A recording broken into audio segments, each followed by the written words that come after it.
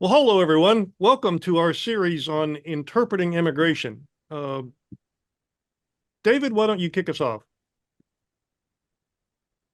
Hi, yeah, I'm David Van Hall. I work for a Christian nonprofit in Cleveland, Ohio.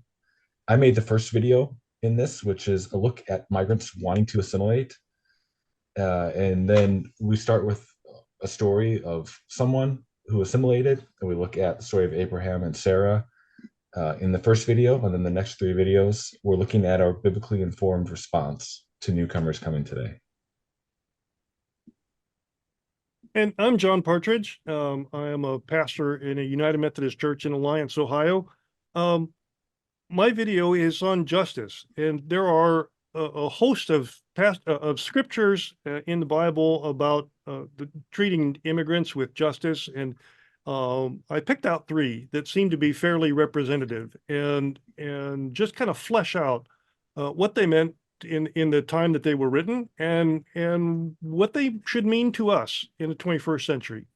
Joseph? I'm Joseph Yerger. I'm a Presbyterian pastor here in Central Ohio. I did our third video talking about our duty to care for immigrants, but it is also important to recognize that while my scriptural response here is very application focused, this many of the application for migrants also applies to other marginalized in our communities, such as those who are homeless or dealing with other issues of such. And my name is Luke Dowdy, and I am the fourth video. And I kind of get the tail end here and get to talk a little bit about application and some action steps that we can do. And specifically, I look at hospitality and kind of examine the story of Genesis 18, not just from Abraham and Sarah's perspective, but also the travelers and what they may be experiencing or feeling. Part of our video series, our project is on immigration, and it originated as a classwork assignment, but it kind of developed as we were having a conversation, and we realized that most of us, if not all of us, are dealing with the topic of immigration within our ministry contexts or in discussions that we hear in our communities and around our towns. So we thought it'd be important to dig into the topic and provide a biblical rationale for why we do it and what we should be doing in response to immigration. So that's kind of the why that we ended up with this topic and the series of videos.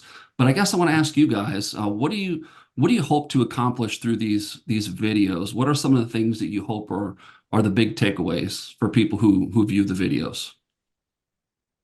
I think for me, one of the what I hope to accomplish part is just that, in our newspapers, magazines, in modern culture, there's a lot of discussion of immigration in a lot of different ways, and as a pastor, as a person of faith, the question is, do we have any guidance? Did God have anything to say about immigrants and immigration? And how do we translate that into, from what we see in the first century, or even before in the Old Testament, and how do we translate that into what we're doing in the 21st century? So that's kind of to make some kind of bridge to those ways of thinking. I'd say I for me, know I wanted to go from this being an idea to this being like having a face that this isn't a topic of just theory, that these are real people. And the Bible gives us lots of examples of people who are migrants, immigrants to new lands. And yeah, the stories in it help us think through biblically on how we should respond to the same kinds of people showing up in our country or in other countries. And so I think that biblical framework and humanizing this issue was important to me. And for me, what I would want us to be left with, especially to remember, that this is what we ought to be doing as Christians, not as a way to gain salvation, but because Christ loves us, and this is our way that's been shown to us biblically how he has loved us and loved his people throughout history. And so we can go ahead and love others because of his love for us. Yeah. I like that, and I appreciate everyone's perspective on that and their contributions. I think those are all great goals. I think I would just add on to the end, and it's sort of been, I guess, the back heartbeat of this entire project is just to ground it in a biblical perspective.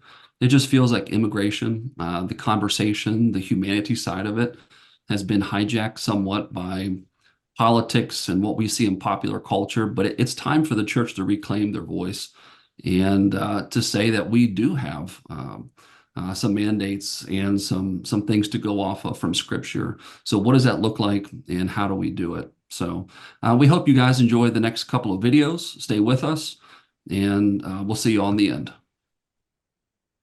And just as a note, there are 4 videos. We divided the subject up in 4 ways. For each of us addressed a different part of it.